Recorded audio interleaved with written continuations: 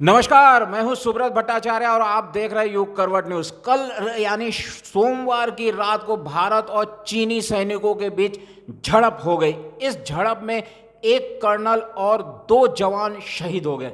कहा जा रहा है कि चीन की ओर से भी कई सैनिक हताहत हुए। इस बारे में बात करने के लिए आज स्टूडियो में मौजूद है प्रधान संपादक सलामत मियाँ जी और हमारे कॉलमनिस्ट पंकज शर्मा जी। उनसे जानेंगे कि क्या भारत और चीन के बीच ऐसी झड़प आगे कुछ नया शक्ल ले सकती है या कुछ युद्ध हो सकता है। कैसे देख रहे हैं सर ये? नहीं, मुझे नहीं लगता कोई युद्ध होगा। और जिस तरह का ये माहौल है, ये बात सही है कि 45 साल बाद इस तरह की हिंसक झड़प हुई है, बिना हथियारों के हुई है, फिज़िकल आपस में लड़ गए और हमारे कर्नल और 2 जवान शहीद हो गए। और चीन ने खुद इस बात को स्वीकार किया है कि 5 लोग उसके भी मारे गए हैं। एक्चुअल में दरअसल होता क्या है कि चीन जो है उसके अंदर बड़ा एक दिमाग ख़राब है उसका, वो विस्तारीकरण पे बहुत ध्यान देता है। उसने ताइवान पे भी कुछ इस तरह की कल हरकत की है, तो ताइवान ने भी उसको खदेड़ दिया, उसके चीनी सैनिकों को, और उसके हेलीकॉप्टर खदेड़ दिए। और मुझे नहीं लगता कि वो भारत से टकराने की गलती करेगा। हाँ, ये बात सही है कि चीन को इस गलतफहमी है कि वो आर्थिक स्थिति बड़ा मजबूत हो रहा है, सैनिक तौर पर भी हो रहा है, लेकिन क्योंकि भारत जिस तरह से जवाब देता आया है तो जाहिर है कि इससे हिम्मत नहीं पड़ पाएगी। हाँ, ये बात सही है कि असल में वो जब से 2015 से जो चाइना और पाकिस्तान कॉरिडोर बना है, उसके बाद से उसके दिमाग ज़्यादा ख़राब हो गए हैं। और आपको याद होगा कि कई बार उसने ये बात कही है कि पाकिस्तान से दोस्ती करो, पाकिस्तान की तरफ उसका बहुत झुकाव रहता है। तो इस वजह से वो बड़ी ताकत बनने की कोशिश कर रहा है कि शायद जम्मू कश्मीर के मामले में उसने टांग अड़ाई थी। तो मुझे नहीं लगता है कि कहीं ना कहीं कोई इस तरह की युद्ध की नौबत आएगी, और ये सब अभी ख्याली पुलाव हैं। सर, आपने कहा कि हो सकता है जम्मू कश्मीर में ध्यान बटाने के लिए, क्या इसमें पाकिस्तान की भी कोई भूमिका दिख रही है? पाकिस्तान के कहने पर चीन ऐसा कर रहा हो? नहीं, देखिए, हर एक जो देश है इस वक्त पॉलिटिकल माइलेज लेना चाह रहा है इस वक्त, और क्योंकि कोरोना से दिमाग हटाने की भी इसमें एक साजिश हैगी। और ये ऐसा नहीं है कि चीन कोई अभी से हमारे यहाँ इसमें था, ये काफ़ी टाइम से ये अपनी हरकतें कर रहा था, और कभी हम उसको खदेड़ते थे, कर दिया करते थे।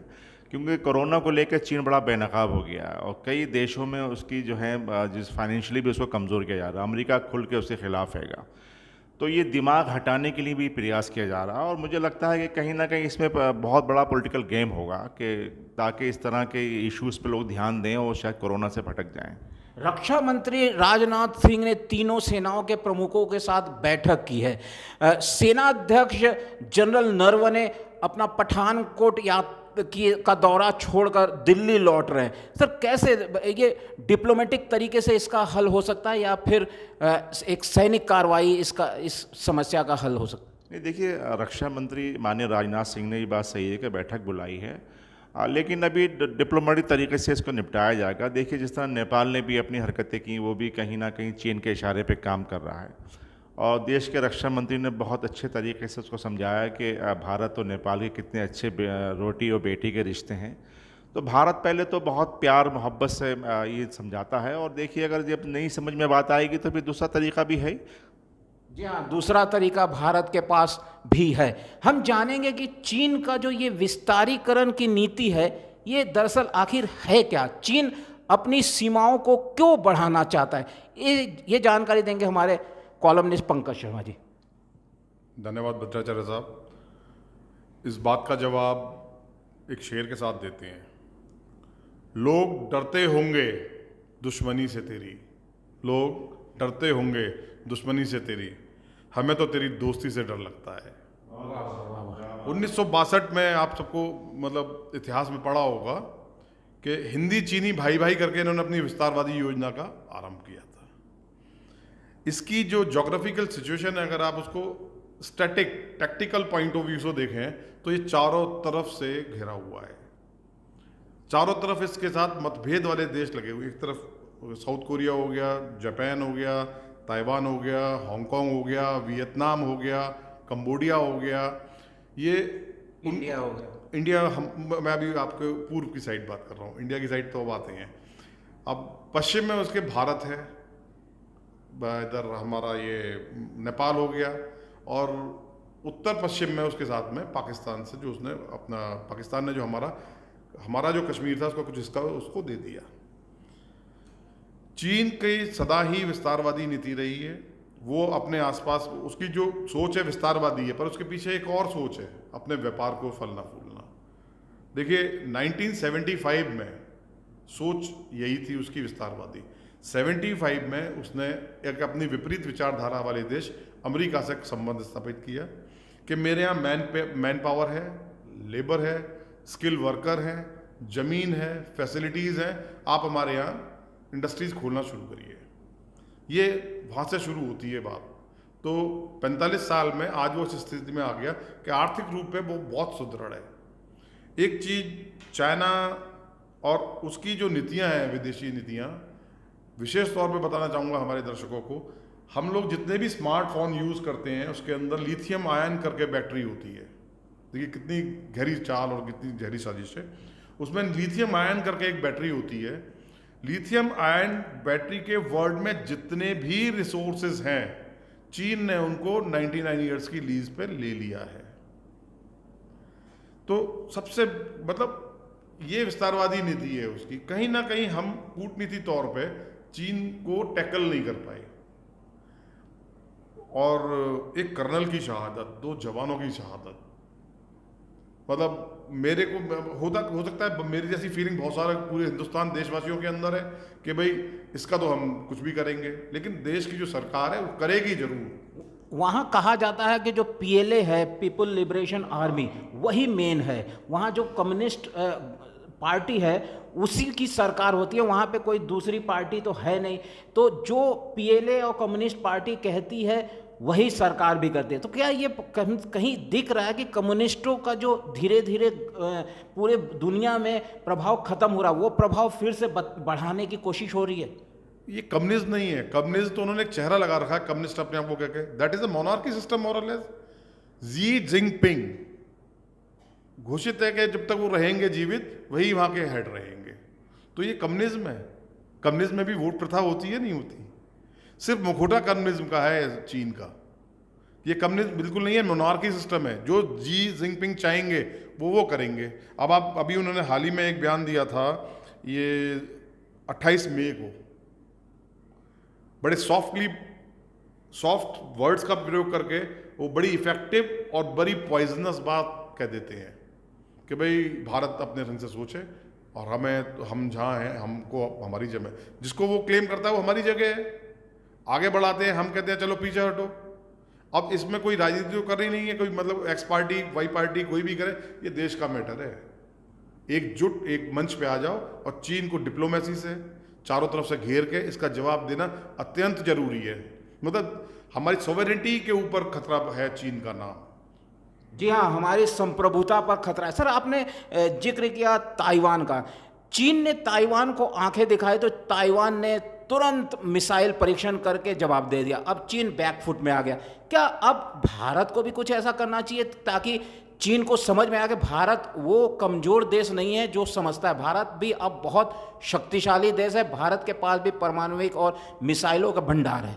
नहीं, बिल्कुल आपने बहुत सही कहा। ताइवान ने भी आंखें दिखा दी, उसके कल ही कर दिया। इसके पहले इंडोनेशिया और फिलीपींस में भी उन्होंने कोशिश की थी, वहाँ भी उसको मुक्की खानी पड़ी। देखिए, हम जो हैं बात बहुत कूटनीति करते हैं, लेकिन लगातार पिछली सरकारों में जो माहौल था और इस सरकार में बहुत बदलाव है। और हमें ये उम्मीद है इस बात के लेके कि पिछली सरकारें तो हाथ जोड़ कर बात करती थीं और बहुत प्यार और मोहब्बत वाली उन्होंने रास्ते दिखाए, लेकिन वो इस तरह का कोई माहौल नहीं बन पाया। अब कम से कम अभी पिछले दिनों की बात है, देश के गृह मंत्री जी ने ये बयान दिया था कि इस समय मजबूत नेतृत्व है और बहुत सीमाएं बड़ी मजबूत हाथों में हैं।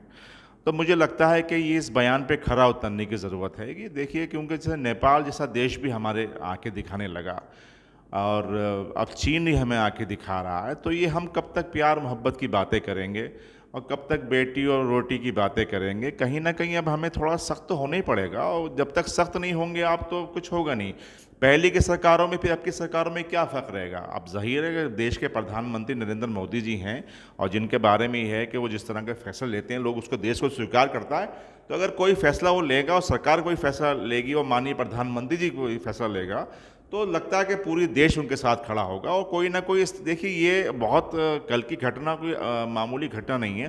45 साल बाद उसकी इतनी हिम्मत हो गई है कि उसने केवल हाथ पैरों से जो है उन्होंने ये काम कर दिया है। तो मुझे लगता है कि अब सरकार को थोड़ा सा कूटनीति के हिसाब से नहीं, सख्ती से कदम उठाने की ज़रूरत है। जी हाँ, सिर्फ कूटनीति नहीं, सख्ती भी जरूरी है। सर एक सवाल मेरा है कि डोकलाम जो विवाद था उसको सुलझाने में 73 दिन लगे थे।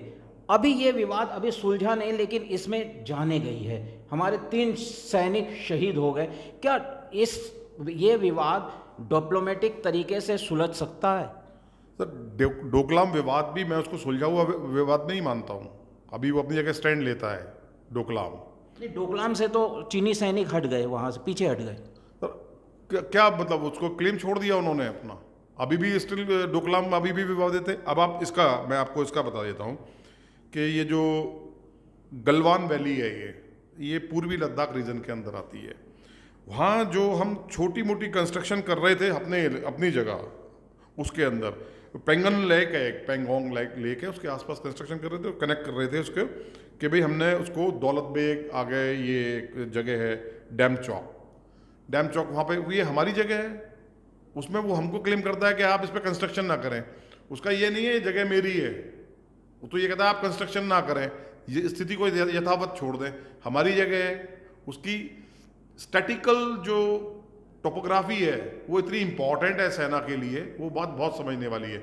रही बात हमारे देश पे 48 साल बाद चाइना ने ये हरकत करी है, नाथुला पास पे करता रहता था ये, 48 साल बाद हरकत करी है। सरकार हमारे देश में सदा से मजबूत रही है। ये अलग बात है कि कोई बहुत मजबूत है, कोई कम मजबूत है, लेकिन मजबूती में और जवाब देने में कभी भी भारत ने कसर नहीं करी है, आप भूल जाइए। और इस सरकार की इच्छा शक्ति, दृढ़ शक्ति और इनके क्लेम देखते हुए तो मुझे लगता है बहुत ज़्यादा मुंह तोड़ जवाब दिया जाएगा चीन को। और कूटनीति की जहाँ तक बात है, कूटनीति की जो क्रोनोलॉजी है वो आप सब समझें। कूटनीति की क्रोनोलॉजी शुरू होती है वर्ड, इंग्लिश में बताते हैं word, then dialogues, then discussion, then argument. और हमारी जो परंपरागत नीति रही है उसमें भी 4 पार्ट में होती है, साम दाम दंड भेद। हर तरीके से इसको टैकल करा जाएगा। चीन पे तो देश का 135 करोड़ लोग खुद को झोंकने को तैयार हैं कि चीन को मुंह तोड़ और माकौल जवाब दे, और ये सरकार देगी। अभी तक 4-5 राउंड की बात हो चुकी है, लेकिन कोई भी बातचीत सफल नहीं हो पाई है। तो क्या आगे भी बातचीत जारी रहनी चाहिए? बातचीत वही तो असफल होती है जिसमें हम किसी की बात ना माने। हम क्यों पीछे हटे अपनी जमीन के अंदर? ये बात सफलता कहीं नजर आ रही है आपको? ये बात सफल नहीं होगी। या तो कोई मिडवे निकालेंगे डिप्लोमेटिक तरीके से, बाकी ये पॉइंट तो ये मुझे बातचीत से सब हल होते हुए नजर नहीं आ रही है ये बात। इसको तो बिल्कुल माकौल जवाब देके ही बताना पड़ेगा कि हम हैं। जी हाँ, ये बताना पड़ेगा कि हम हैं। सर एक सवाल है कि 65 के लड़ाई के बाद एक बात आई थी कि हिंदी चीनी भाई भाई, अब ये लग रहा है कि भाई भाई अब नहीं रह गए। ना, बिल्कुल नहीं रहे। और इससे पहले भी इस तरह की घटनाएं इसने करी हैं। फिर वही वाली बात, जैसे ही पंकज कह रहे थे कि पिछली सरकारें मजबूत थीं, लेकिन मुझे लगता है कि जो वर्तमान सरकार है वो पिछली सरकारों में बहुत फ़र्क था। पिछली सरकारें तो जाती नहीं, चीन की दीवार छू गई और चीन की दीवार छुई और कहा हमने कब्जा कर लिया। चीन की दीवार छूने तक ही उनका सब एक्शन होते थे। लेकिन अब मुझे लगता है कि मौजूदा सरकार ज़रूर कुछ ना कुछ एक्शन लेगी। यदि अगर ये मौजूदा सरकार भी इसी तरह की कोई एक्शन नहीं लेगी और कूटनीति वाली बातें करेगी, तो पिछली सरकारों में फिर वर्तमान सरकारों में क्या फ़र्क रहेगा।